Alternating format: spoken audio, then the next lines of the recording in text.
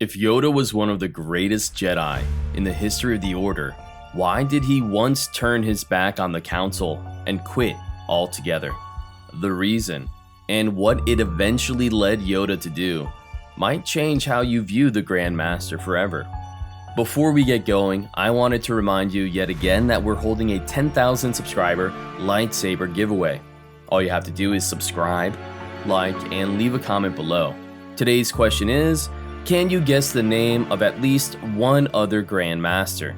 If you know more than one, feel free to mention them all. Don't worry, I'll leave at least the name of one of these somewhere in the video, and the moment you see it, just go ahead and write it in the comments and we'll enter you. And remember to subscribe as well. Now, on to today's story. We don't know much about Yoda's youth. What remains has been passed from generation to generation, until all that's left is little more than myth and legend. We do know that he was already quite old by the time he encountered his very first Jedi.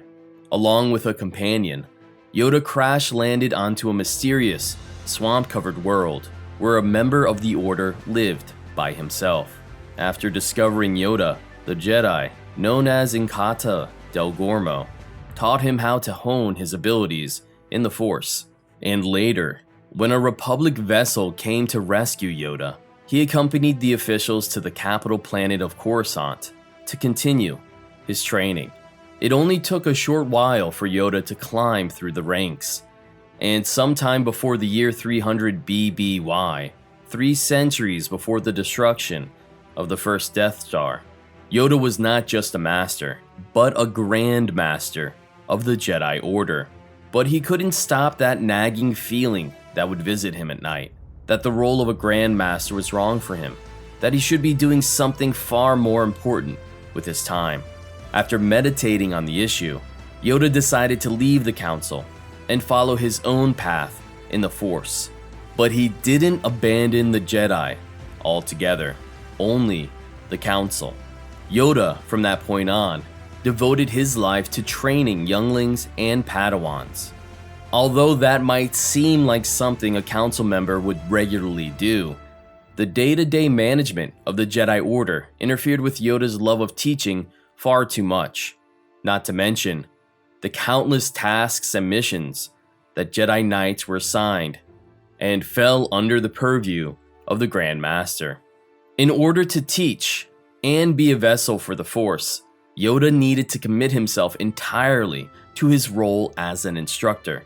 And by the year 232 BBY, the year of the great hyperspace disaster that tore through the Outer Rim, Yoda had a class of young Jedi under his supervision. Together, they rediscovered the nature of the living Force and what it meant to truly let go of all attachment. Eventually, the rise of the Nihil Marauders forced Yoda to take on a more active leadership role in the Jedi Order, but that didn't mean he abandoned his Padawans.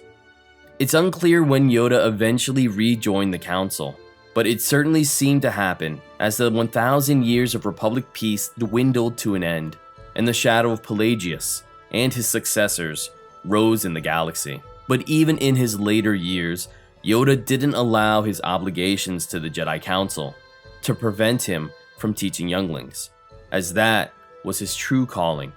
Thanks for checking out another story here on Underrated Moments. What do you guys think about Yoda's decision to quit the Jedi Council?